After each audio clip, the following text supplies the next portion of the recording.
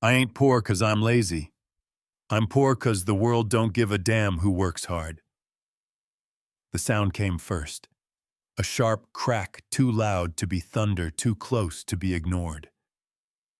Jack Whitaker froze at the top of the basement stairs, one hand gripping the rusted railing, the other still clutching the plastic grocery bag that had just split open at his feet. A can of chili rolled across the concrete floor and stopped inches from a dark stain that never quite came out, no matter how much bleach his cousin Karen poured on it. Above him, someone laughed. A bottle clinked. The television volume went up. Jack didn't move. For a brief, dangerous second, he wondered if the ceiling might finally give in. The house was old, patched together with half measures and denial, much like the family living in it. The basement ceiling sagged in places, stained yellow from years of leaks and neglect. Every loud step upstairs carried the same question. Is this the one that brings it all down? Behind him, Ellie's small hand slipped into his. "Daddy," she whispered, her voice already braced for something bad. "Are they mad again?" Jack forced his shoulders to relax. He bent down, met her eyes, and smiled the kind of smile parents learn when they can't afford honesty. No baby. Just folks being loud. That was a lie, but it was a useful one. The basement smelled like spilled beer, damp concrete, and regret that had been fermenting for years. Jack had tried to make it livable. He'd hung an old curtain to divide the space, stacked milk crates into makeshift shelves, even patched the worst cracks in the wall with leftover cement from a job that had ended too soon. None of it changed the truth. This wasn't a home. It was a waiting room. Jack straightened up and looked around. Bo was sitting on the mattress in the corner, tying and retying the same knot in an old length of rope. 10 years old and already too quiet, too careful. A kid who'd learned early how to disappear when adults got mean. Jack hated himself for that part most. He set the groceries down and muttered mostly to himself, "I ain't poor 'cause I'm lazy. I'm poor 'cause the world don't give a damn who works hard." Bo looked up. "Grandpa used to say that." Jack nodded. "Yeah, he did." What Grandpa never said out loud was what came next, and sometimes it don't care who you love either. Jack had worked since he was 15. Roofing, framing, drywall, whatever paid cash, and didn't ask too many questions. He'd been a foreman once. Had a truck that started on the first turn of the key. A wife who laughed loud and didn't mind dirt under her nails. 3 kids who believed he could fix anything. Then life did what it does best. It stacked losses until even the strongest backs bent. The accident. The painkillers. The jobs that stopped calling back. And finally, the night his oldest son, Darren, told him flat and clean, "I can't keep carrying you, Dad." That was 5 years ago. Now Darren lived 3 counties over, drove a new truck, and answered Jack's calls with silence. Jack didn't blame him. Not really. The world taught boys early what weakness costs. Another crash from upstairs. Someone shouting his name. "Jack, you gonna just stand down there or what?" Karen's voice carried the sharp edge of ownership. This was her house. She reminded him of that every chance she got. Jack swallowed and answered calmly. "Groceries are here. We'll bring 'em up before the dog gets into 'em." Jack looked down at the torn bag, the chili can, the milk carton leaking slowly onto the floor. He imagined saying no. Just once. Imagined the relief of refusing. Instead, he picked up what he could. As he climbed the stairs, he felt the weight of every unpaid favor pressing between his shoulder blades. At the top, the living room opened into chaos, empty bottles, loud laughter, a football game nobody was really watching. Karen didn't look at him when he passed. To her, Jack was background noise, a cautionary tale. He set the groceries on the counter and turned back without a word. That's when he saw the envelope. It sat on the kitchen table, clean and stiff, out of place among the clutter. Cream-colored paper. Typed address. His name spelled right. Jack Whitaker. His chest tightened. Mail never came for him anymore. Bills had stopped once there was nothing left to bill. Friends had stopped too.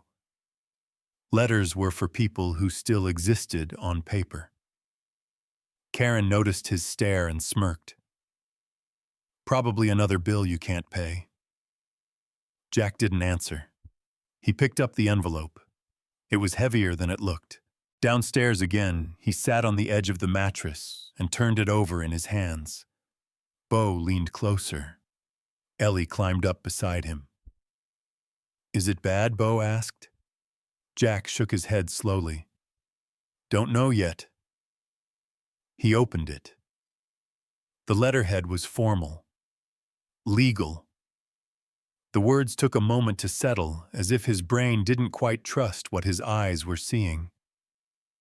Estate of Elias Whitaker, Boone County, West Virginia. Jack frowned. Elias. A memory surfaced, dim but stubborn. A tall man at a funeral when Jack was barely 20. Quiet. Observant. Someone who shook his hand once and said, "Take care of your people." They weren't close. They weren't anything. The letter went on. "You have been named the sole beneficiary, a residential property and accompanying land. Travel stipend enclosed." Jack read it twice. Then a third time out loud, his voice unsteady. Bo's eyes widened. Ellie pressed her hand over her mouth like she might laugh or cry, she wasn't sure which. "A house," Bo whispered. "Like ours." Jack didn't answer right away. A house meant responsibility. Distance. Risk. Boone County was deep in the hills, isolated, unforgiving. People went up there to disappear. That's what folks said. He thought of Karen's words, of the basement ceiling, of the way Ellie flinched at loud noises now. Above them, laughter erupted again. Jack folded the letter carefully. "Pack your coats," he said. Bo blinked. Why, Jack exhaled, slow and deliberate. His heart was pounding, but underneath the fear was something dangerous, something he hadn't felt in a long time. Hope. "We're taking a drive," he said. "Just to see." Ellie smiled, small and bright, like someone who'd been waiting a long time to be invited somewhere. Later that night, as Jack lay awake listening to the house creak and groan, he stared at the dark ceiling and whispered words he didn't quite believe yet. "Maybe the world gave a damn after all," he said softly, "just not in time." Outside, rain began to fall, steady, patient, like it had nowhere else to be. And somewhere deep in Boone County, a cabin sat quietly in the trees, waiting. "That place'll eat you alive, Jack, just like it did him." The voice on the other end of the phone was sharp, soaked in just enough concern to sound like love. But Jack could hear the warning curled inside it like a thorn. "I ain't asking for your permission, Karen," he said, balancing his phone between shoulder and cheek as he zipped up Bo's backpack. "I'm just letting you know we won't be here when you get back from bingo." Karen scoffed. "So what, you're dragging those kids off to some mountain shack you never seen from a man you barely knew? That's your plan?"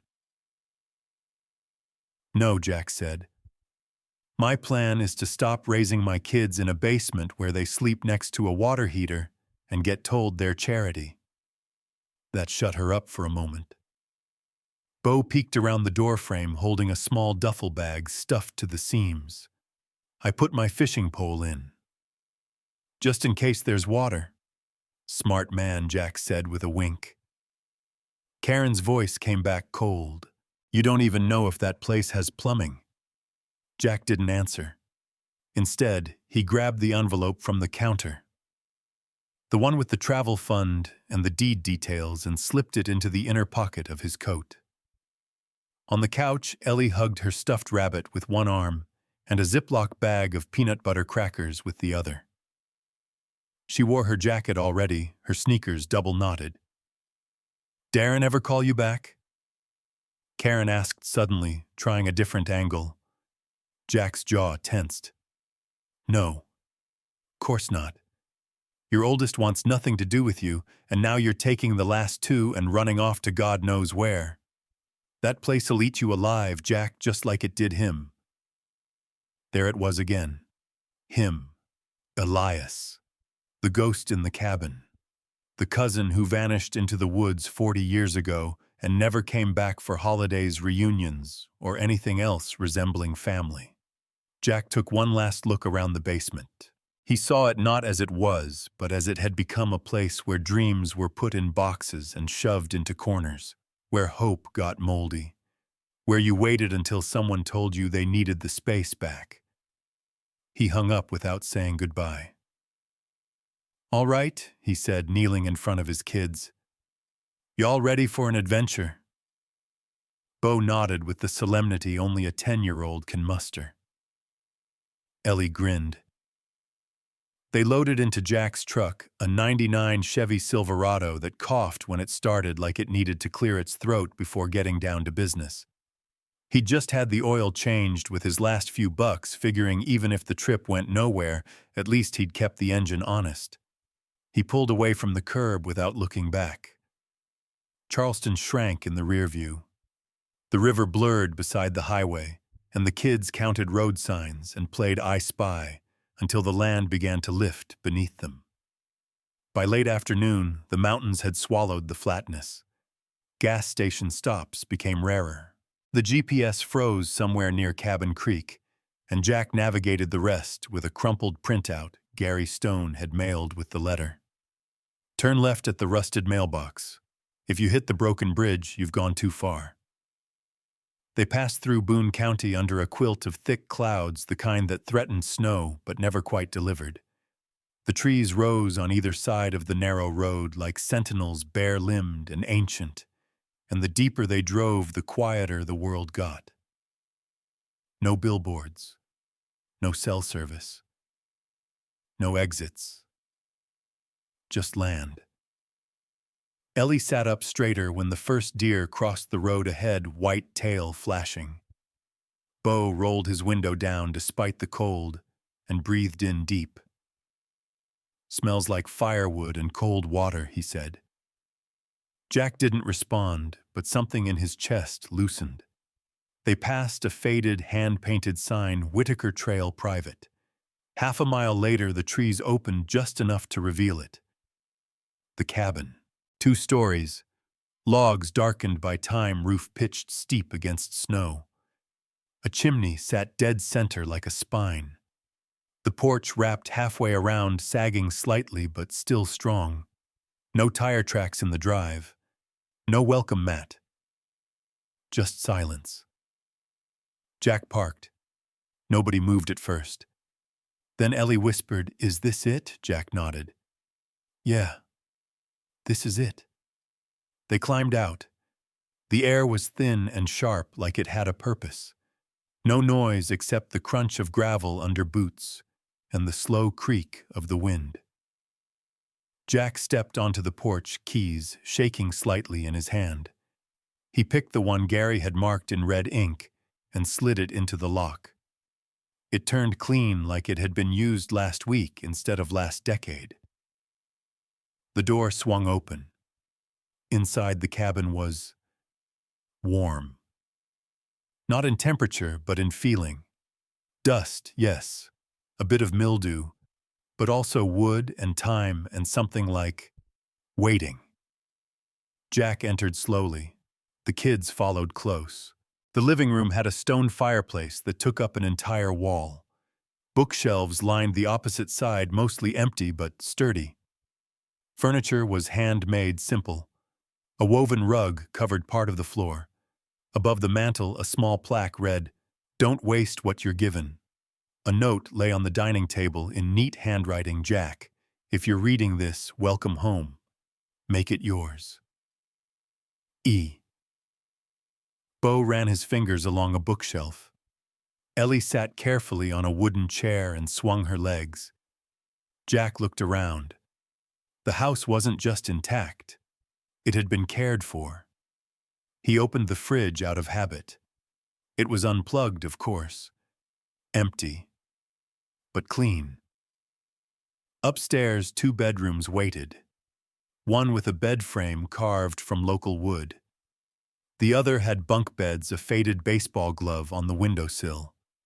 There was no electricity, but someone had installed solar panels, small but functional. A hand pump well stood out back. Jack returned to the porch, staring out at the land. 40 acres, Gary had said. Trees, rocks, silence. Time. Bo joined him. Think there's animals?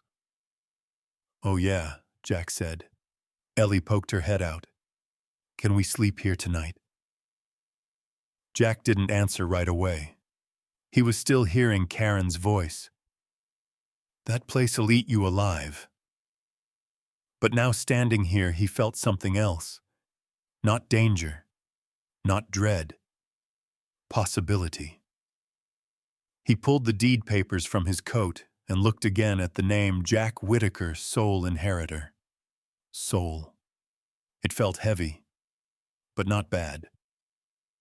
Behind him, Ellie laughed at something. Bo was already unpacking their things. The cabin smelled like cedar and air that hadn't been disturbed in years. Tomorrow, Jack would meet Gary in town for paperwork. The day after, he'd figure out what came next. But tonight, they were staying.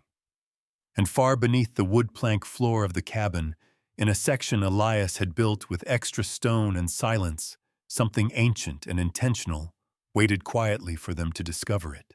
Something that had nothing to do with luck and everything to do with who you are when no one's watching. This ain't just a house, Bo, it's waiting for us.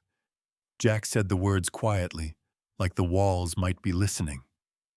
He stood in the doorway of the cabin's front room, just after dawn, staring at the way the morning light cut through the trees and landed in dusty stripes across the hardwood floor.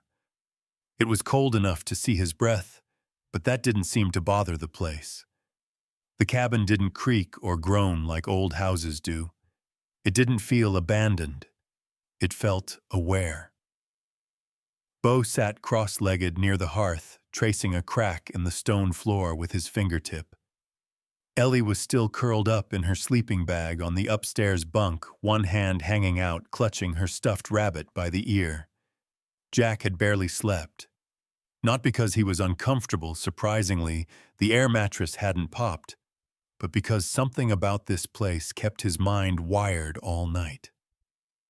The silence didn't feel empty. It felt full. He lit the wood stove with kindling he found stacked near the back door, and the warmth began to spread slow and steady through the main room. The smell of burnt pine hit his nose like a memory he couldn't quite name. After breakfast, granola bars and bottled water, he grabbed the old envelope Gary Stone had left for him back in Charleston. It included a map hand-drawn with rough directions from the cabin to town, and a note that said simply, "I'll meet you in Madison." Monday, 10 a.m. That gave them today to settle in. Jack figured they'd clean up, take stock of what the cabin needed, maybe fix a few things. But the moment he opened the pantry door and saw a row of unopened preserves, canned soup, and boxed pasta, he realized something strange. Someone had stocked this place. Recently. The expiration dates were clean, still good, many from the past 2 years. The food hadn't been here for decades. It had been here for months, maybe weeks. Jack called out, "Bo, come look at this." The boy padded over in thick socks and peered inside the pantry. Someone was planning to live here. Or someone already did, Jack muttered. He checked the back porch next. Firewood was stacked with military precision under the eaves, not just logs split, seasoned, and ready. A covered bin held dry kindling, There was even a little folding stool someone had left near the chopping stump, like they'd just stepped away for a minute. "This ain't just a house, Bo. It's waiting for us," Jack said. Again slower this time. Bo looked up at him with widened eyes. "Waiting for what?" Jack shook his head. "That's what we're gonna find out." They spent the morning airing out the place, opening windows, shaking dust off blankets, and checking what still worked. Jack made a list in the back of a phone bill envelope. Stovepipe needed tightening. One window pane cracked, outhouse hinge broken. But overall, it was solid, strong, better than anything he'd ever owned. Around noon, Jack walked the perimeter of the clearing boots, crunching over dead leaves and frost-bitten grass. The land stretched farther than he could see. Woods to the east, a steep drop-off behind the cabin, and a small shed near the tree line. He'd check that later. Dad Bo's voice rang out. Jack turned to see his son waving from the back of the cabin. "There's a weird pipe sticking out the ground back here." Jack jogged over. Half buried near the back wall was a thin iron pipe about 2 inches wide, capped off at the top. It didn't look like plumbing or part of any heating system. He knelt to examine it. "What do you think it is?" Bo asked. Jack shrugged. "Maybe an old vent line or a periscope." Jack smiled. "You think Elias was a submarine captain in the mountains?" Bo grinned and gave a little salute.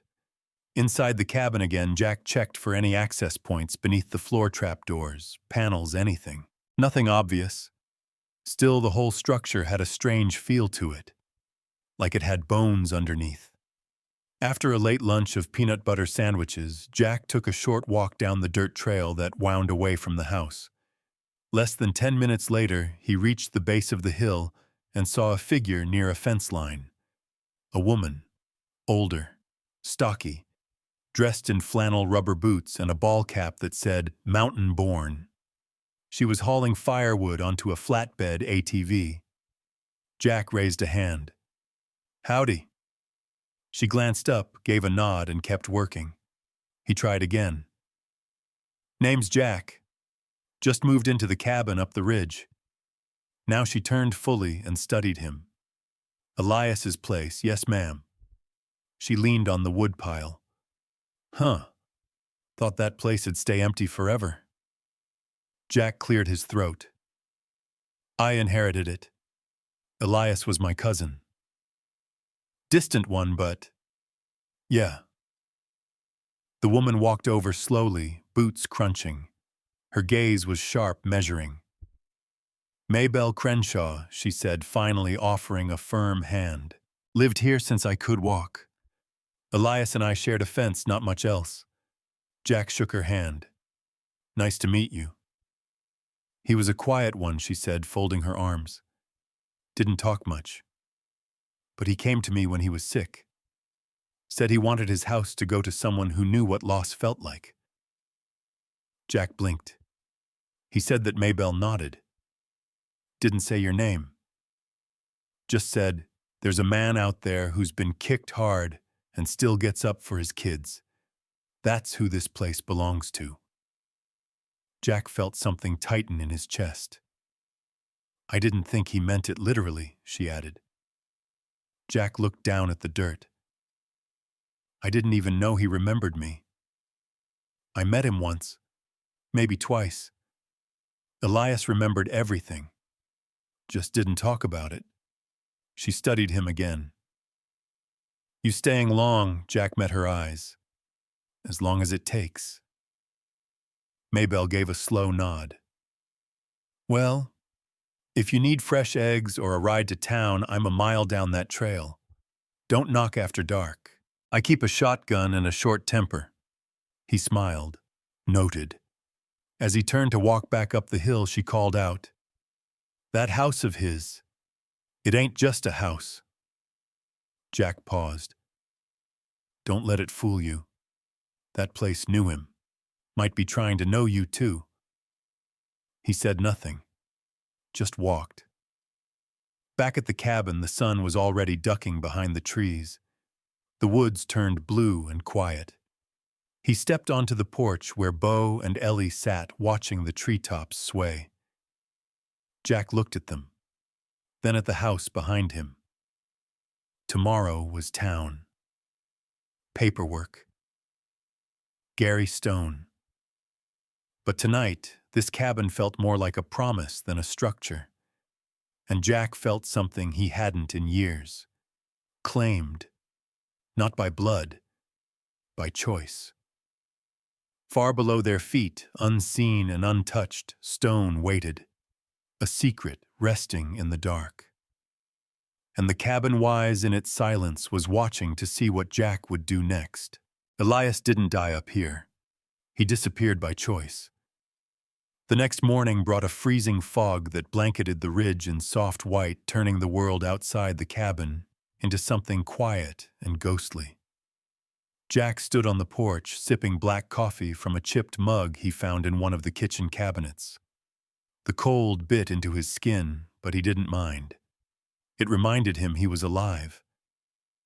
That this place, strange as it was real.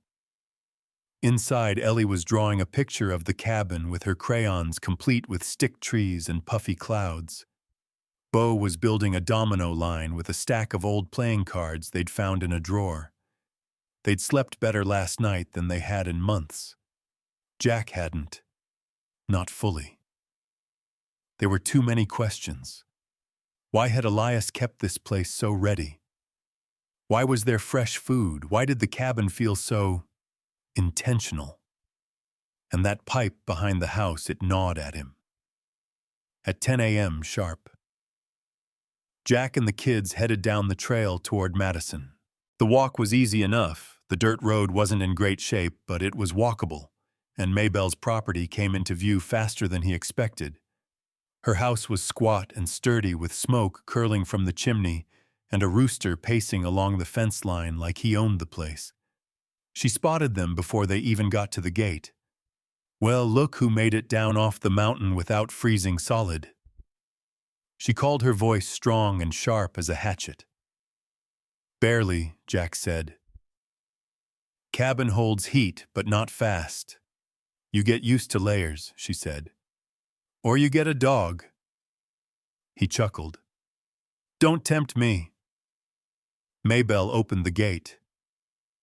You headed into town, meeting with the lawyer. She nodded, then looked down at the kids. You all behaving for your old man? Yes, ma'am, Bo said politely. Ellie gave a shy smile. He lets us eat peanut butter for dinner. Maybelle laughed. That's good parenting in my book. She glanced back at Jack. You want a ride, truck's old but faithful. Jack hesitated, then nodded. We'd appreciate it. They climbed into her dented pickup, Jack and the kids in the back bench seat, Maybelle up front gripping the wheel like it owed her something. As they rattled down the mountain road, she started talking like they were mid-conversation. You know, Elias came down maybe once every 2-3 months. Bought supplies. Kept to himself. Town folks made up all kinds of stories about him, said he was a prepper, a hoarder, maybe a fugitive. Jack raised an eyebrow. Was he any of those? No, she said. He was just finished. Finished with people, with noise, with being lied to. She looked at Jack through the rearview mirror. Elias didn't die up here. He disappeared by choice. Jack let that settle. They rode in silence a while after that. The town of Madison appeared like something out of an old postcard, small brick buildings, a diner, a gas station, and one proud, slightly leaning courthouse at the center. Maybelle pulled into the lot behind a building that said Stone and Hollis Attorneys at Law. Jack turned to her. Thank you. She just grunted. Don't thank me yet. You'll need real help before this is over. That didn't sound like encouragement, but it wasn't a threat either. Inside the office, a young assistant brought them coffee and showed the kids to a corner with puzzles and a basket of worn paperbacks. Gary Stone appeared a few minutes later, gray suit, muddy boots, and a kind smile that didn't seem practiced. "Jack," he said, shaking his hand firmly. "Glad you made it." "Hard to say no to Freeland," Jack replied. Gary laughed. "Well, it's a little more than land. Come on back." The office was simple, lined with file cabinets and legal pads. Gary closed the door behind them. "I'll get right to it," he said, sliding a folder across the desk. Elias filed all the proper documents before he passed. "Deed is clean. Property taxes paid 10 years in advance. Utility disconnects were intentional." Jack frowned. "Wait. He paid property tax in advance." Gary nodded. "In full. Through 2030. Jack let out a low whistle. He didn't plan to sell it. Nope. He planned for it to last. Gary opened another folder. Inside were copies of a trust, notarized and complete. Elias had placed the cabin, the land, and its contents into a personal inheritance trust, naming Jack's sole beneficiary. There were also sealed instructions that Gary slid across the desk without a word. Jack opened them. Inside was a single sentence, handwritten in firm, deliberate print. "You showed kindness when I had none to give. That's the kind of man who deserves a second chance." No signature. Just that. Gary let him read it twice, then spoke again.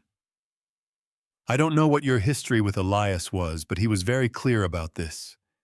You're not just inheriting property, you're inheriting responsibility." Responsibility for what Gary gave a vague shrug. "He never told me, but he met with me every year for 12 years to make sure the paperwork stayed airtight. Whatever he left you, it wasn't casual." That buzzed in Jack's ears all the way back up the ridge. Back at the cabin, the sun was dipping low. The kids were playing in the dirt with sticks, drawing trails, and pretending they were building a fort. Jack stood near the fireplace, holding the note. Again staring at the stones behind the mantel. It occurred to him for the first time that the house might be built around something. That it wasn't just a place to live, but a container. A vault of some kind. He knelt in front of the hearth and tapped the stones. Most sounded solid, but one near the left corner gave a dull, hollow thump. He sat back on his heels. Bo came in from outside, hands, dirty eyes bright. "Did you know there's a squirrel living in the woodshed?" "He stares at me." Jack smiled faintly. "Maybe he's guarding something." Bo tilted his head. "Like treasure." Jack looked again at the hollow stone. "Maybe." That night after the kids fell asleep, Jack sat in the front room in the glow of the stove holding Elias's note. The words repeated in his head like a low hum. "You showed kindness when I had none to give." He thought back to the funeral. Elias standing alone near the back. Jack barely remembered it. Had he really spoken to the man? Had he said something kind? It was possible. Jack had always tried to be decent, even when life made it feel pointless. Outside, a wind pushed against the trees. The house didn't creak. It listened. Jack stood up slowly and ran his hand along the hearth again. Tomorrow he'd bring Bo into it, just in case, because whatever Elias had buried here, it wasn't meant to stay hidden forever. Some doors ain't locked to keep you out. They're locked 'cause what's behind 'em ain't ready for you. Bo knelt beside the fireplace, squinting at the stone Jack had tapped the night before. "I heard it that time," he whispered. "That one's hollow." Jack nodded. "Yeah, thought so too." They'd moved the furniture aside and swept the floor clean. Sunlight poured through the front windows in long, golden streaks, lighting up years of dust caught in the air. Ellie was outside drawing on the porch with sidewalk chalk, her rabbit tucked beside her. Jack had told her it was man stuff inside. Bo grinned. You think it's like a trap door, like in spy movies? I doubt it's that dramatic, Jack said, running his fingers along the seam where the hearthstone met the floor. But Elias didn't build this place without a plan. It had become clearer with every hour spent inside these walls. Everything about this cabin was intentional. The bookshelves had false backs. The pantry had storage compartments below the lowest shelf. Elias was hiding things, or at least keeping them ready. But why Jack glanced toward the door? He hadn't told Maybelle or Gary about the hollow stone. Something told him it wasn't time yet.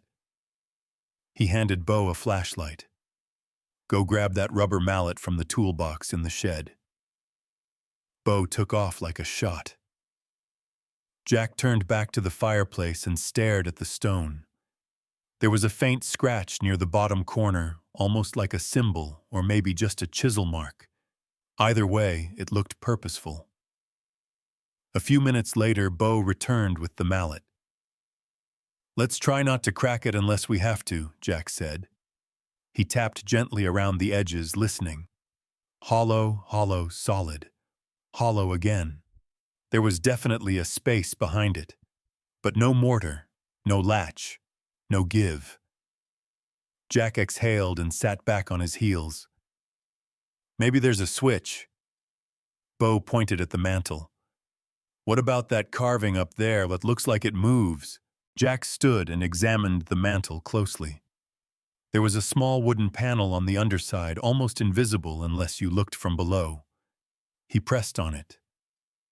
Nothing happened. Then Bo reached up and pushed on the right side instead. Click. The panel popped forward with a soft thud, and inside was a tiny brass lever. Jack froze. You thinking what I'm thinking, Bo whispered. Jack nodded. Don't pull it yet. He took a deep breath, glanced once more toward the porch where Ellie was humming quietly to herself, and turned back to the lever. He looked at Bo. Ready, Temo, gave a small nod. Jack pulled the lever. There was a loud clunk, followed by a deep grinding noise, stone on stone, and the hearth shifted. Not much, just enough. The stone with the hollow sound dropped slightly, then swung inward like a door. Behind it was darkness. Cool, still air breathed out from the hidden space, carrying the scent of dust and earth and something older. They stared for a long moment. Then Bo whispered, It's a secret passage. Jack reached for the flashlight and clicked it on. The beam cut through the dark, revealing a narrow staircase made of worn stone descending into the ground. This goes under the cabin, Jack said quietly. Elias built a whole level beneath us. Should we go, Jack? Hesitated. Everything in his body said yes, but something deeper, older, told him to wait.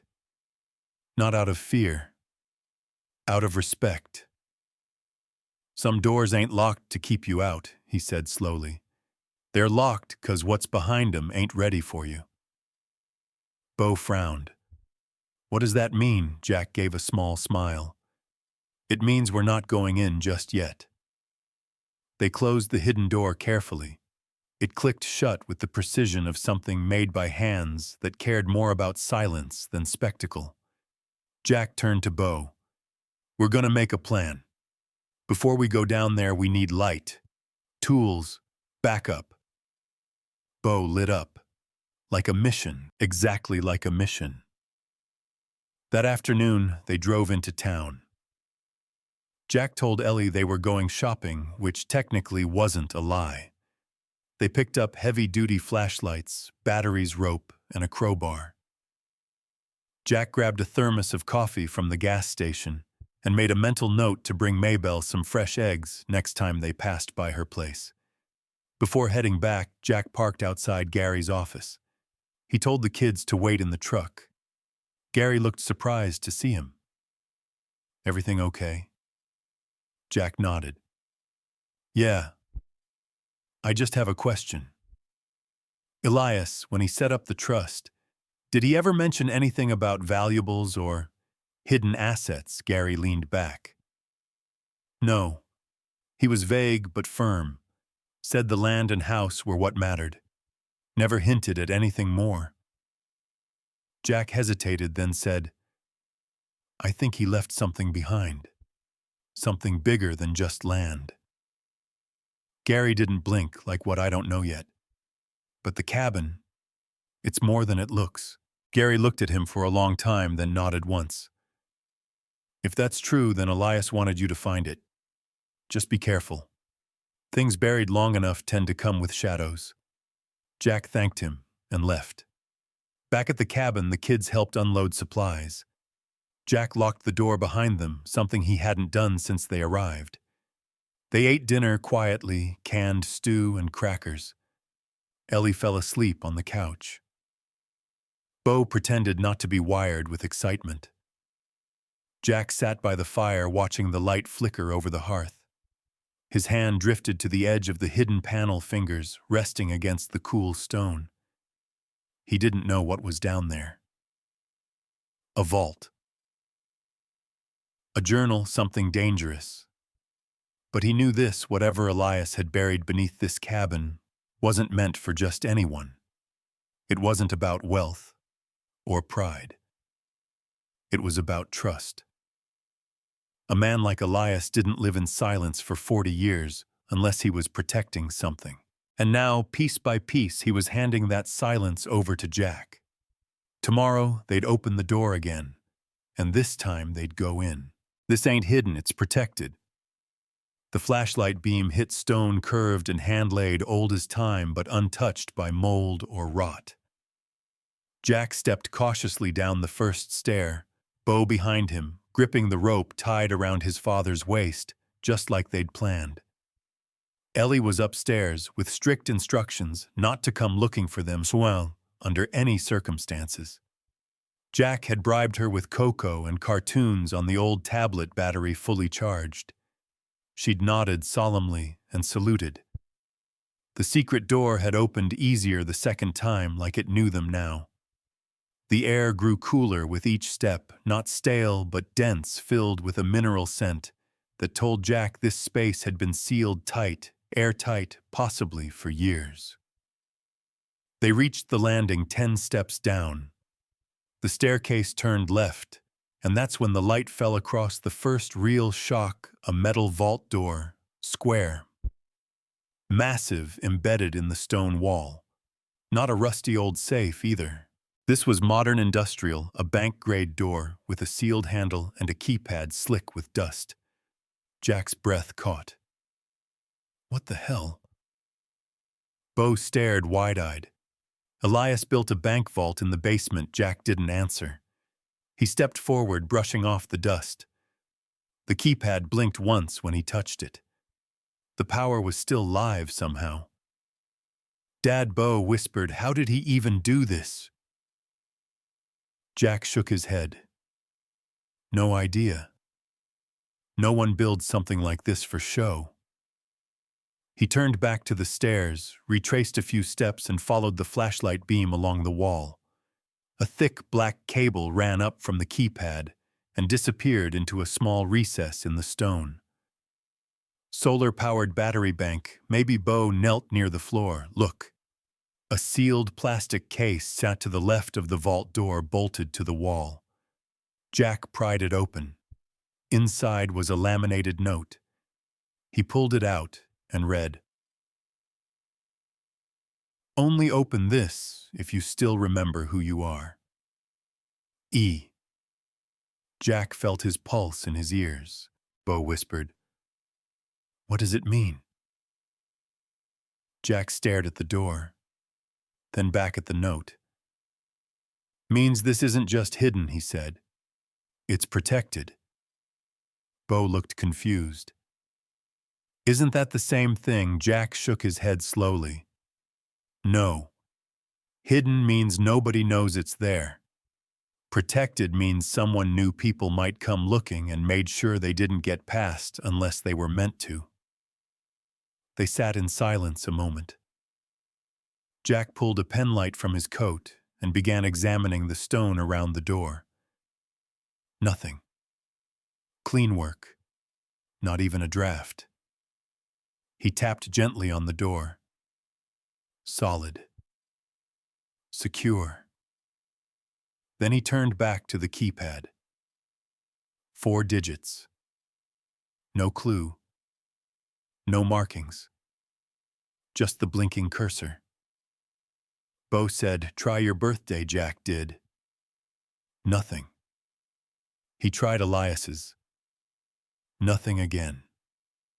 "I don't think this is a guess until it clicks kind of lock," he muttered. "Might lock us out for good if we get it wrong." Bo stood and paced a little, his sneakers scuffing the stone. What if it's not a number? What else could it be? I mean, Elias was private, right? Maybe it's a code only he would have told you. Like not in numbers, just a clue. Jack leaned back against the wall thinking, and then it hit him. The note. "If you still remember who you are." The handwriting had been the same as the letter upstairs, the one that came with the deed. The message had been similar too. Elias kept circling the same idea character. Kindness. Integrity. Memory. Jack whispered, "It's not about a number, it's about me." He crouched and ran a hand along the floor near the base of the door, searching for something, anything. And there, nearly invisible in the mortar joint, was a faint etching. A name. Charlie. Jack's throat tightened. Charlie Whitaker. His grandfather.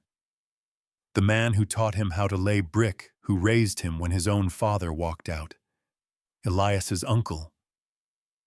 Jack said it out loud, Charlie. The keypad blinked. Then it opened, soft click, then a deep ka-thunk. The vault door hissed as the seal released, and slowly it swung open. Bo grabbed his father's hand. Inside was silence. And then light. A low, warm, ambient glow flickered on motion-activated, wired to hidden battery packs. The walls were lined with stone shelves, the floor smooth concrete. Not big, maybe 15 feet wide, 20 feet deep, but every inch of space was used. On the nearest shelf sat wooden crates sealed with wax stamps. To the right, metal filing cabinets, each labeled with names and years. Whitaker Holdings, 1989 stocks, Goldwater Mining Cone, rare artifacts, verified. And then, near the far wall, a leather-bound journal resting on a stand like it was meant to be seen first. Jack stepped toward it, legs suddenly unsteady. He opened the cover. The first page read, "To the one I trusted most." Bo whispered, "Is this real?" Jack couldn't speak. He turned the page. Inside were entries, hundreds, documenting investments, land deals, encrypted bank account keys, dates, signatures, drawings of gold bars, and inventory logs. Elias had built a private wealth vault, not to hide from the world, to protect something bigger. A sealed container sat near the journal, thick glass with a black velvet lining. Inside was a gold coin the size of Jack's palm, engraved with a family crest Jack had never seen before.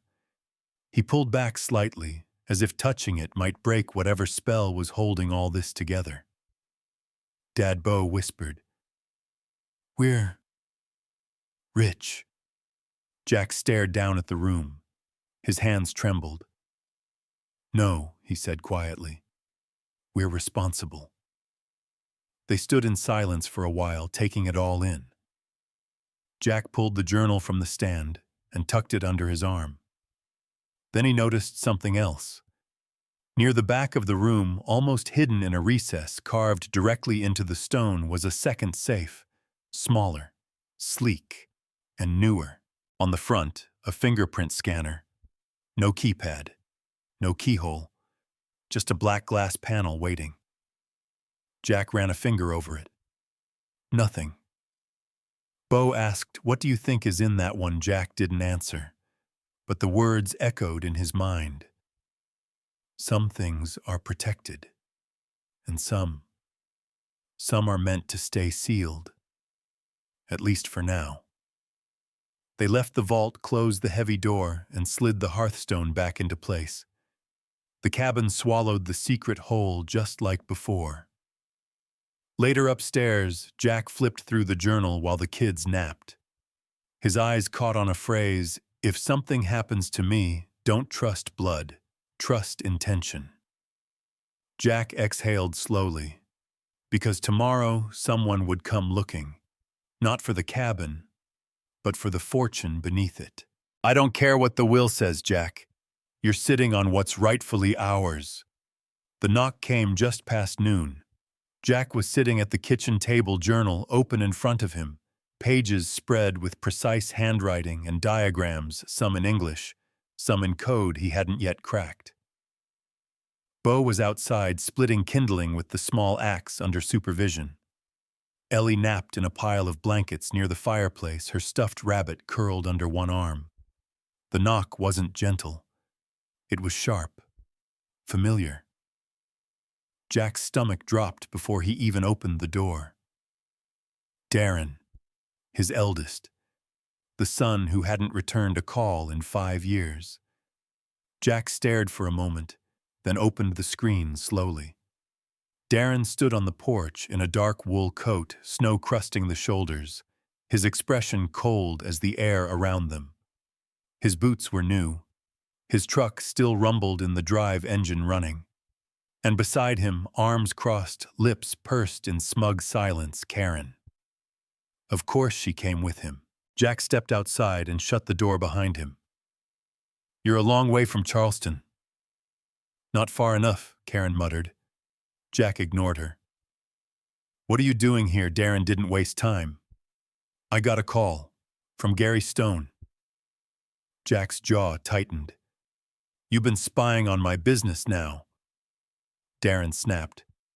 "But when I heard there was a trust involved, one set up by a relative I never met, I thought maybe it had something to do with our family.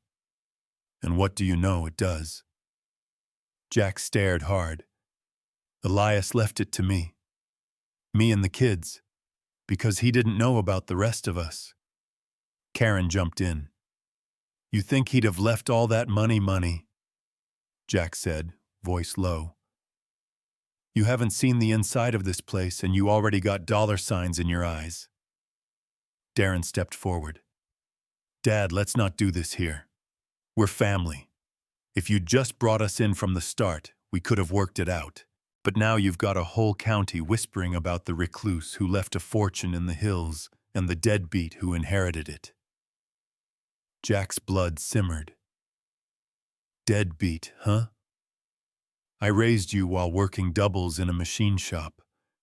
I gave you every damn thing I had until there was nothing left. You walked away, Darren. You stopped calling. You don't get to come back now with your hand out." Darren looked ready to argue, but Karen cut in. "You can make this easy or hard, Jack. All we're asking for is our share. Elias was blood. That makes his assets family assets." Jack shook his head. "No, it makes them his, and he chose where they went." "You sure about that?" Darren pulled a folded paper from his coat pocket. "Because there's a clause in the state's inheritance law. If someone can prove undue influence, mental decline, or fraudulent misrepresentation." Jack's eyes narrowed. "You're threatening to sue me, no?" Darren said. "I'm saying, if you keep locking us out, we'll have no choice but to get the court involved." Karen crossed her arms tighter. "You think this place is yours, that money, that land? It belonged to a Whitaker. That means we deserve a piece." Jack didn't raise his voice. He didn't have to. "You never met Elias. Never spoke to him. Never sent a damn birthday card. He left this to me because he saw something in me that reminded him of himself, maybe the part that got left behind by people just like you." Darren looked away. Jack stepped off the porch, close enough to smell the cold sweat on his son's collar. You can throw papers. You can scream inheritance. But I didn't come up here looking for money. I came looking for a life that wasn't built on shame and regret. He gestured toward the cabin. And you know what I found? Something worth protecting. Karen scoffed. So you're a mountain king now, is that it? No, Jack said calmly. I'm a man with something to lose. And I'll fight to keep it. Behind him, the door creaked open. Ellie peeked out, eyes wide and uncertain. Daddy Jack turned instantly. It's okay, baby. Go back inside. But she stayed, hugging the rabbit tighter. Darren's face shifted. A crack. Maybe guilt, maybe something else. But it didn't last. He handed Jack the paper. You've been served. We'll be filing a claim next week. Jack didn't take it. Darren dropped it at his feet. They turned and walked back to the truck. Gravel crunched. The engine revved. The truck peeled off without another word. Jack didn't move. Not for a long time. Bo stepped up beside him a minute later, axe still in hand, face pale. That was Darren. Jack nodded. He looked mad. He is. Why, Jack exhaled. Because I got chosen. And he didn't. Later that night, after the kids were in bed, Jack sat by the fire, the folded legal notice untouched on the table beside him. The journal lay open in his lap, pages now more familiar, easier to read. And on one page, dated 6 years before Elias's death, was a note written in the margins, "If blood comes knocking, don't let guilt answer the door." Jack closed the book. He understood now. Elias had planned for this. The isolation, the layers of security, the legal fortification, it hadn't been paranoia. It had been preparation. Because Elias knew, just like Jack did now, that money didn't make people greedy. It revealed the ones who already were. In the next room, Bo stirred in his sleep. Ellie mumbled something about her rabbit. The house creaked softly like it was breathing. Jack rose and locked the door with a new deadbolt he'd installed that morning. He looked at the cold hearth and knew soon he'd have to open the vault again. There were more secrets waiting, and one in particular that he hadn't dared touch yet, the second safe, the one with the fingerprint scanner. Because if Darren was willing to fight dirty, Jack would need to understand everything Elias left behind before someone tried to take it from him. They're not just after the money, Jack. They want to bury whatever Elias was trying to reveal. The wind howled harder than usual that morning, rattling the eaves like angry fingers. Jack stood alone at the edge of the woodshed, splitting logs with short, clean strikes. His muscles ached. Not from the work, but from tension he couldn't shake. Every swing of the axe felt like trying to cut through more than wood. 3 days had passed since Darren showed up. The threat still sat like a splinter in Jack's mind. He hadn't told the kids everything, but they could feel it, the tension in his voice, the way he kept glancing toward the road, locking up tighter at night, walking the perimeter before bed. He was a father again. Fully. Which meant being a guard dog, too. He hadn't gone back down to the vault since. Not yet. But the second safe gnawed at him. The fingerprint panel. What was so important that Elias locked it behind a scanner? No one could fake Ellie ran out of the cabin barefoot, rabbit dragging behind her. "Dad, the lady from the store is here." Jack wiped his hands on his jeans, heart already on alert. He turned the corner to see Maybelle Crenshaw standing beside her ATV, holding a tin of cookies and her usual look of business first. "Brought you something," she said flatly. Jack raised an eyebrow. "Cookies," she grunted. "Nah, intel." but I didn't want to come empty-handed." He motioned her inside. The kids played near the fireplace while Jack and Maybelle sat at the table. She opened the tin. Beneath the cookies was a folded copy of the Madison County Recorder. "Front page," she said. Jack pulled it out. A photo of him taken without his knowledge standing outside the lawyer's office. The headline read, "Mountain Mystery Man Inherits Reclusive Millionaire's Estate Amid Legal Dispute." Jack felt his face go hot. "They're already trying to paint you," Maybelle said. "Poor Dad finds gold mine. Rich estranged kids file suit. It's got the makings of a good old-fashioned media circus. Darren must have leaked it." "No doubt. But that's not all." She pulled another paper from her coat. This one older yellowed at the edges. "This," she said, "is why I came." Jack unfolded it.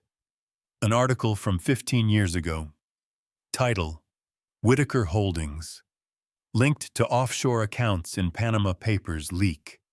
His eyes scanned the page. A few paragraphs in the name hit him like a slap. Elias Whitaker. "What the hell is this?" he muttered. Back before he disappeared from public life, Maybelle said Elias was part of a group of investors building what folks thought was a safe, independent trading network, nothing illegal on the surface. But when those papers leaked, a few names got buried deeper than others, including his. "Why would he go off the grid for this? Because he wasn't guilty," she said. "He was scared of who was." Jack looked at her confused. Maybelle leaned in. "This was never about inheritance, Jack. It's about information. Elias built a vault not to hide gold, but proof." Jack blinked. "Proof of what? Money laundering? Corporate espionage? Maybe worse. Whatever Elias found, he left a trail. My guess, that second safe holds the key." Jack sat back. His whole chest felt tight. "They're not just after the money, Jack," she said slowly. "They want to bury whatever Elias was trying to reveal." He looked toward the hearth. The stone seemed heavier than ever. Maybelle stood up and adjusted her coat. "I don't scare easy. But if you're going to go down there again, do it smart. Take pictures, make copies, back it all up. Because once they realize you've opened that safe, they'll come harder." Jack nodded. "Thanks for the warning." "I ain't warning you," she said. "I'm recruiting you. If there's truth buried in this place, it deserves daylight." After she left, Jack sat for a long time. That night after the kids were asleep, he reopened the vault. Everything was exactly as they'd left it. Neat, cold, watching. Jack stepped inside and crossed the room to the second safe. The fingerprint panel stared back like a challenge. He touched it. It blinked red. Of course. He opened Elias's journal again, flipping to the later pages where the handwriting got shakier. There was a note scrawled in the margin next to a list of codes. "Truth should require skin. If you can't open it, you're not ready." Skin, fingerprint. Jack sat down. He thought hard. Elias wouldn't have built a vault he couldn't access. But if the scanner needed his fingerprint, then Jack had to find a workaround. Or a replica. He stared at the coin display case nearby. Then it hit him. The coin wasn't just a symbol. It was a tool. He grabbed it, turning it over in the light. On the back, so faint it was nearly invisible, was a tiny recessed groove shaped like a thumb. Jack pressed his own thumb into the indentation. Nothing happened. But when he pressed the coin to the scanner holding it level, click. The safe unlocked. Slowly, the small door swung open. Inside was a sleek black case. Modern. Lined with foam. He opened it and stared. A hard drive sealed in shock-proof casing. A thumb-sized encrypted USB stick labeled Kestrel Archive Access Only with dual auth. A manila envelope thick marked Read Only if I'm gone. Jack opened the envelope with shaking fingers. Inside were copies of bank records, emails, and signed affidavits linking Elias's business partners to offshore shell corporations, some still active. Others dissolved days after Elias's disappearance from public life. One page stood out. A memo from Darrell Whitaker, Darren's uncle on his mother's side, an investment banker. The memo authorized the liquidation of millions of dollars into unknown digital wallets, hours before Elias went fully off-grid. Jack leaned back, heart pounding. Darren's lawsuit wasn't just greedy. It was a cover.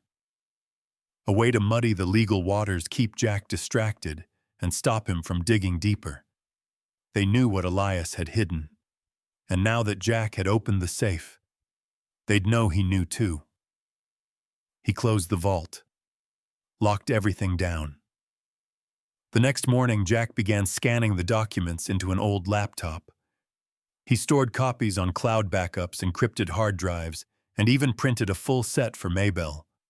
This wasn't about protecting a legacy anymore. It was about surviving one. Because someone somewhere was watching. And soon, they'd come knocking again. They don't want justice, they want silence, and I've stayed quiet for too damn long. Jack stood over the kitchen table, laptop, open hard drive, plugged in, fingers moving fast. The house was quiet, except for the soft tick of the clock above the stove and the occasional pop from the fireplace. Ellie and Bo were asleep upstairs, tucked close together for warmth and comfort. Jack hadn't told them everything yet. He wasn't sure how. He scanned another stack of Elias's documents, offshore transfers, falsified tax documents, and private correspondence with legal firms tied to government contractors. One file linked a company called Varex Holdings to the same names Jack saw in Elias's memo. Darrell Whitaker, Marcus Glenn, Elaine Sue. Powerful people. Names that never made the news but pulled strings behind every headline. It was no longer a mystery. Elias hadn't hidden money. He'd hidden evidence. A knock shattered the silence. Not like Darren's. This one was softer, more careful. Jack grabbed the revolver from the kitchen drawer and tucked it under his flannel before stepping to the door. He opened it slowly. Gary Stone stood there, collar pulled up, snow gathering on his shoulders, eyes scanning Jack's face like he expected a different man to answer. "Can I come in?" he asked, voice quiet. Jack didn't move for a second, then stepped aside. Gary shook off the snow, unbuttoned his coat, and nodded toward the hearth. "Still warm in here. That's something." Jack didn't offer coffee. Gary sat down and set his briefcase on the table. "I got a visit today." Jack's stomach tensed. "From who? Your son?" "And his attorney." Jack didn't speak. "They came in hot. Claimed you were emotionally manipulating a vulnerable elderly man for inheritance.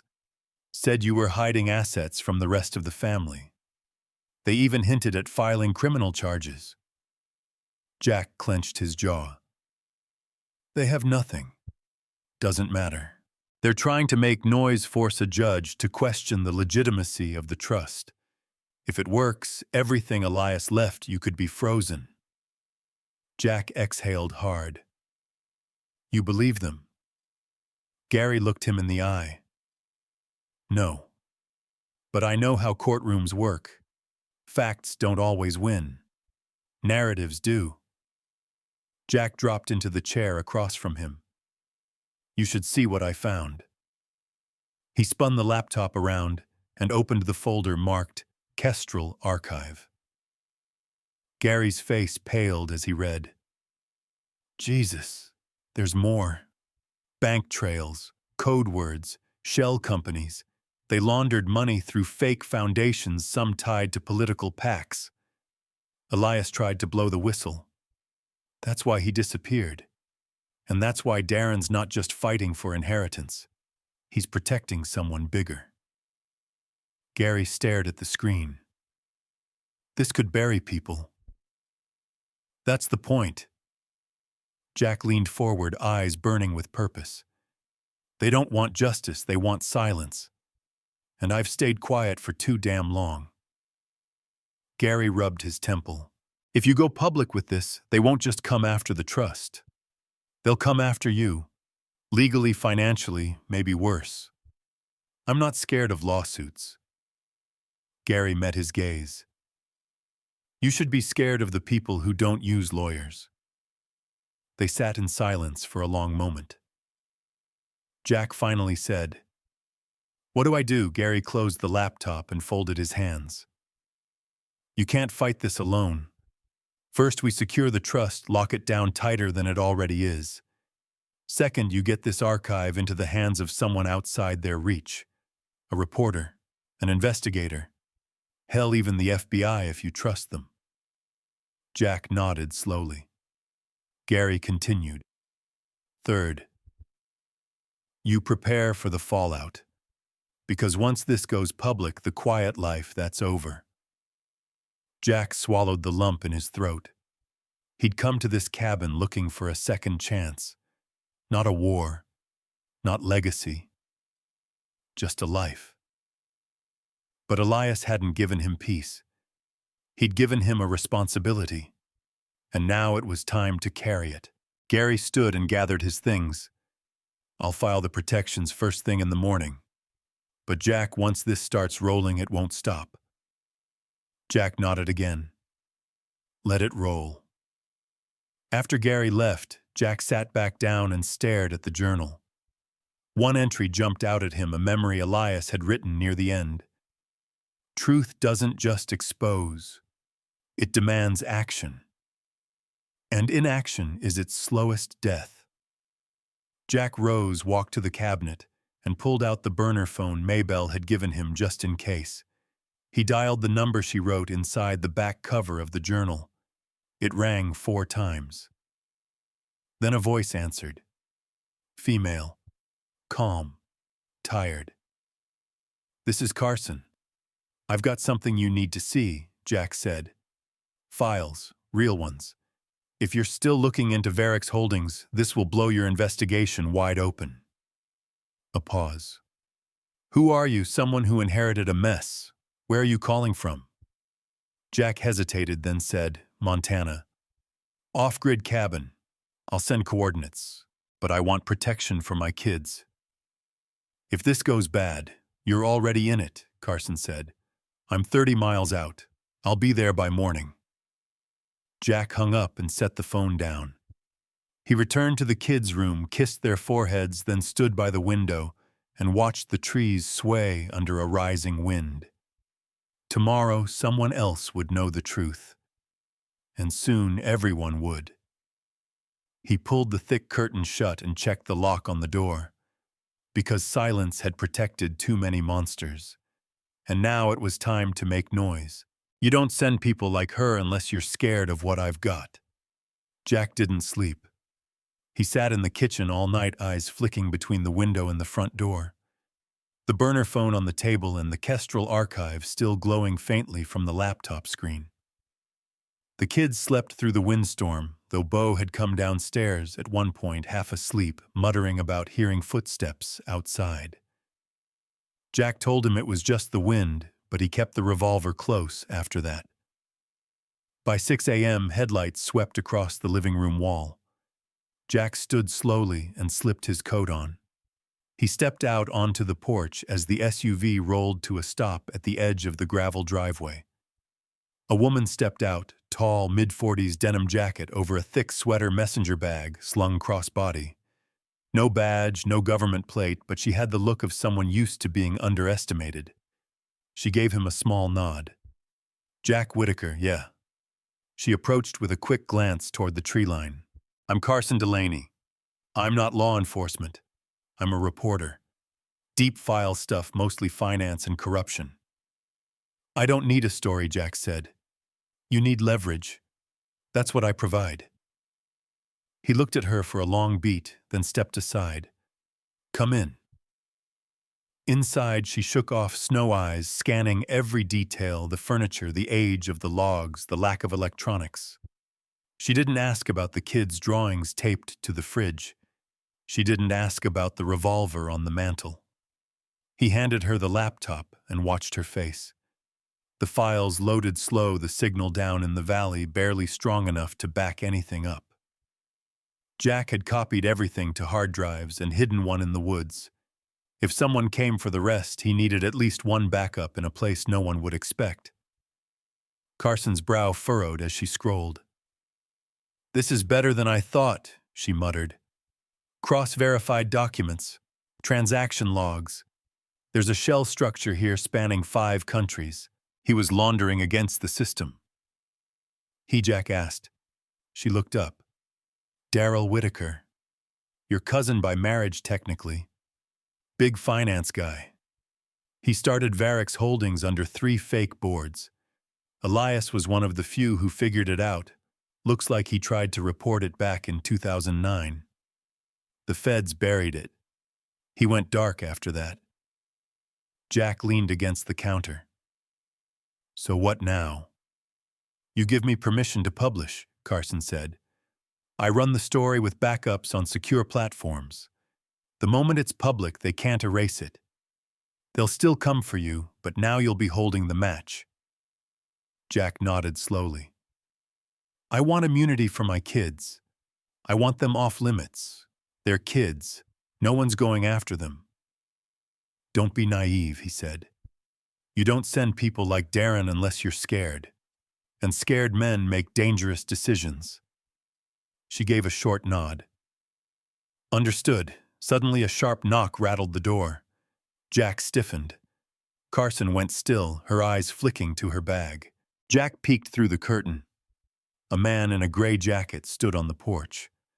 Early 50s sunglasses despite the cloud cover, and something in his posture told Jack this wasn't someone selling cookies. Jack cracked the door just an inch. Can I help you? The man smiled faintly. Jack Whitaker. Jack didn't answer. My name is Alan Bishop.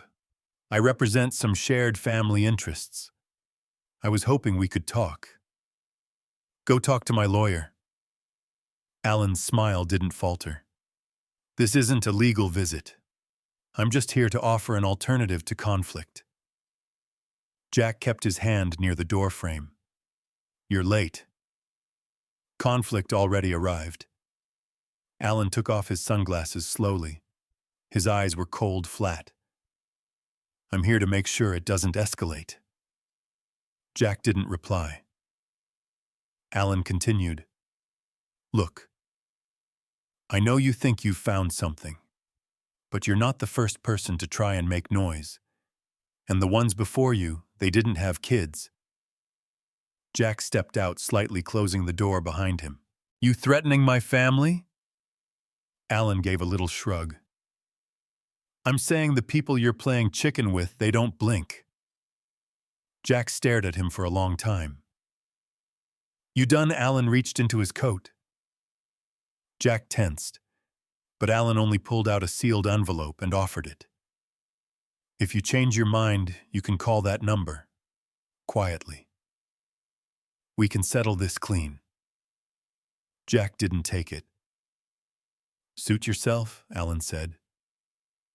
He walked back to the black SUV parked at the bottom of the drive. Jack stood on the porch and watched it vanish down the mountain road before going back inside. Carson was already packing her gear. He's right, she said quietly. They don't blink. Jack didn't answer. He went to the kitchen and poured himself coffee with shaking hands. Not from fear, but from fury. Everything Elias had feared was real. And worse, it hadn't stayed in the shadows, it had grown. This was never about inheritance, Jack said. No, Carson replied. It's about silence. They've been buying it for decades. He turned to her. Then let's make noise. She looked at him carefully. Once I publish this, you can't go back. Your life changes. Their life changes.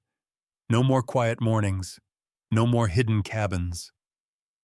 Jack looked toward the staircase where he could hear Ellie giggling faintly in her dreams.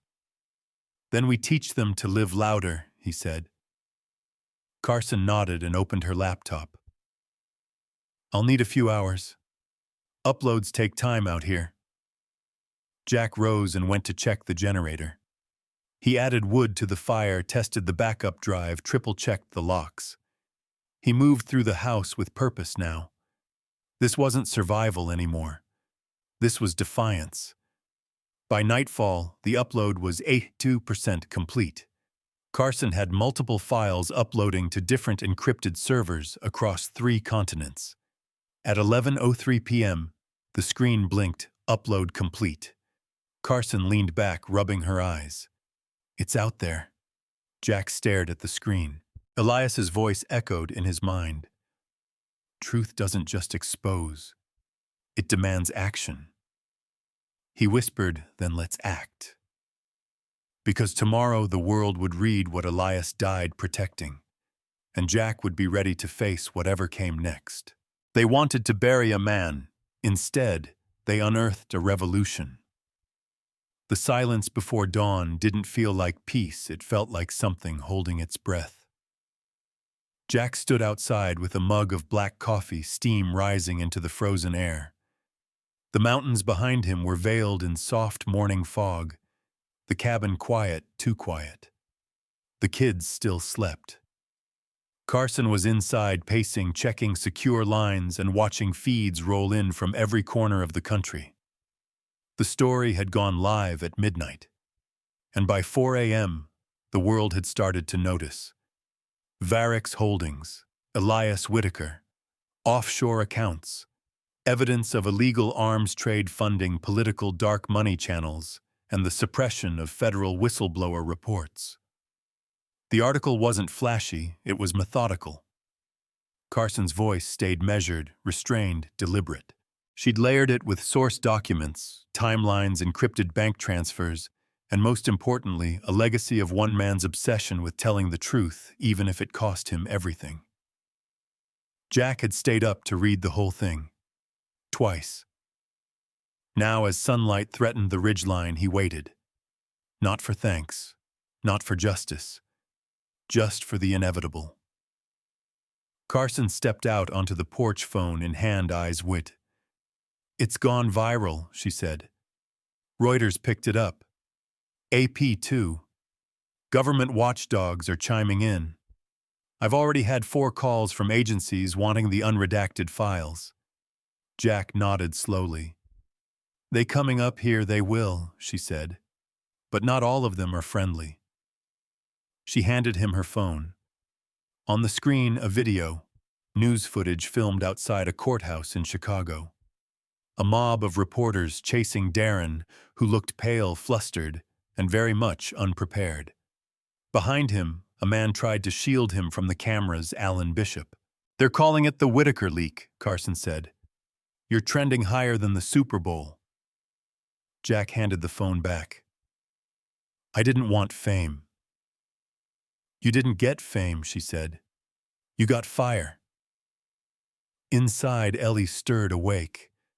Bo followed, rubbing his eyes, asking if breakfast was coming. Jack got the skillet hot and tossed bacon in, letting the familiar smell settle over the tension. Just a dad. Making breakfast. Like any other day. Except today, the world had changed.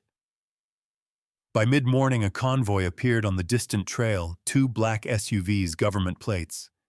Jack stood at the edge of the porch, shotgun slung across his back, not as a threat, just a reminder. They stopped short of the cabin. 4 people stepped out. One was a woman in her 50s suit, pressed expression unreadable. Another wore jeans and a jacket, clearly ex-military. The other 2 hung back, hands resting near their hips. Mr. Whitaker, the woman said, approaching with a calm, official tone. Jack didn't move. You here to arrest me? No, sir, she replied. We're here to thank you, and to keep you alive. That got Carson's attention. She stepped outside fast. Name, she asked. Agent Margot Shields, Federal Bureau of Investigation. And before you ask, yes, verified. You can call my director yourself. We're responding to a credible threat issued late last night. What kind of threat? Jack asked. Not local, not just legal. Someone issued a bounty to recover the Kestrel archive, alive or not. Carson blanched. That fast Shields nodded. This isn't just a leak, it's a power shift. You exposed mechanisms people have spent decades building. It's going to get worse before it gets better. Jack nodded. I figured. We're going to move you and your family, she continued. Witness protection protocols, temporary until it's safe. Jack looked up at the cabin. At the swing Bo had tied from an old pine branch. At the trail where Ellie had collected pine cones. At the porch steps he'd rebuilt just last week. I'm not leaving, he said. Shields paused. You don't understand the risk. I understand it better than anyone, Jack said. But this place, it's not just a cabin. It's his legacy. And I won't run from the thing he spent his life trying to protect. Carson stepped closer. We can find another way. Harden the perimeter. Set up surveillance. Jack turned to her. They wanted to bury a man. Instead, they unearthed a revolution. Agent Shields frowned. That's poetic. It won't stop a bullet. Jack looked her in the eye. Maybe not, but it'll give people the guts to speak up. That's how you kill the system, not by hiding from it, but by lighting it up. Shields took a breath, then nodded once. Then we stay. We reinforce. But if you so much as smell something off, we go. Deal. The rest of the day blurred with movement. Cameras were set up around the property. Surveillance drones flew overhead, mapping the woods. The kids were kept close. Carson's sources sent word of more resignations, more names surfacing. Even a leaked internal memo suggesting Varick's Holdings had officially ceased operations. Of course, Jack knew that meant nothing. It would regroup, hide, morph. But now the world was watching. That night, Jack sat at the edge of the porch with Bo beside him, the boy eating from a tin of peanuts, eyes scanning the tree line like a little soldier. Are we in trouble?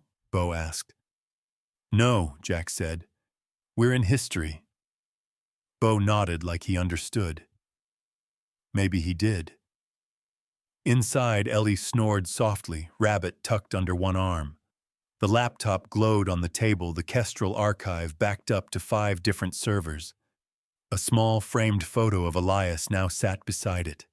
Young, proud, quiet. Carson walked out and sat next to them. You know, she said, if this keeps rolling like it is, people are going to want to talk to you. Hear from you. You could have a platform. I don't want a platform, Jack said.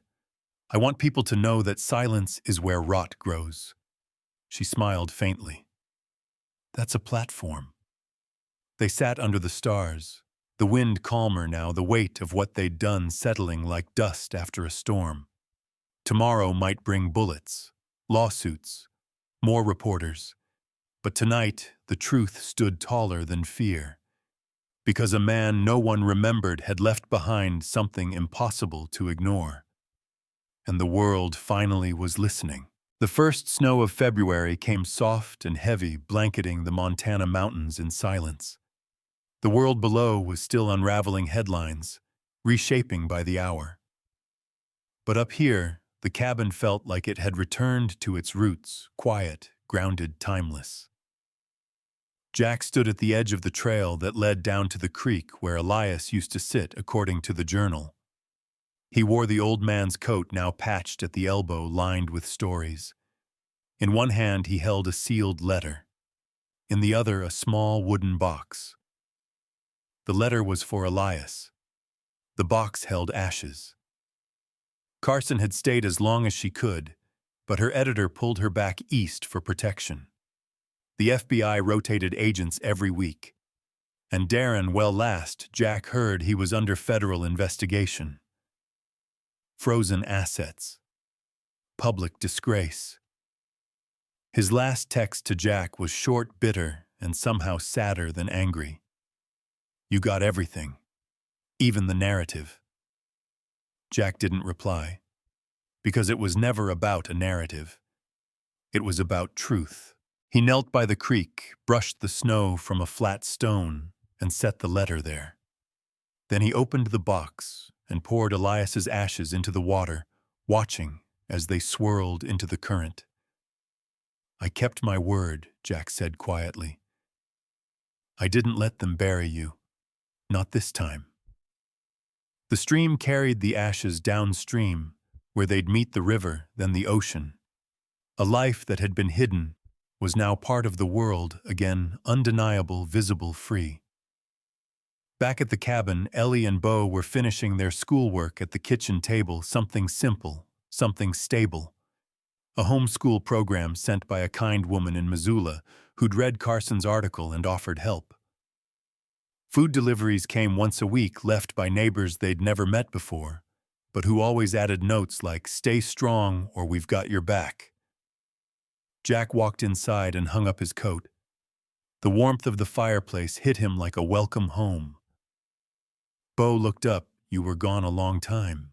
I had to say goodbye to someone, Jack said. Ellie put down her pencil. Are we still in danger? Jack thought about it. About the agents who still did check-ins. About the legal protections still being argued over. About the threats that still lingered in emails and whispered warnings from people in power. Maybe he said honestly, but not like before.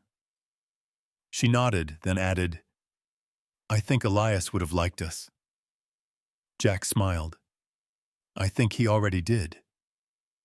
That night after the kids were in bed, Jack sat by the fire and opened Elias's journal one last time. There were only a few blank pages left. He took a pen and began to write. The world will try to convince you that silence is survival, that staying quiet is safer. But silence is where they hide things. Silence is how they win. The truth, it lives in the open. It demands breath, risk, and fire. It needs someone to stand up, not because they're perfect, but because they remember what matters.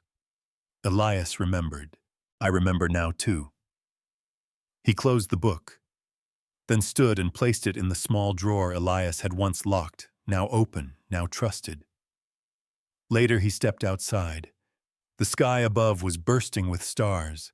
In the valley below, the lights of Missoula flickered like distant campfires. Somewhere people were arguing on television.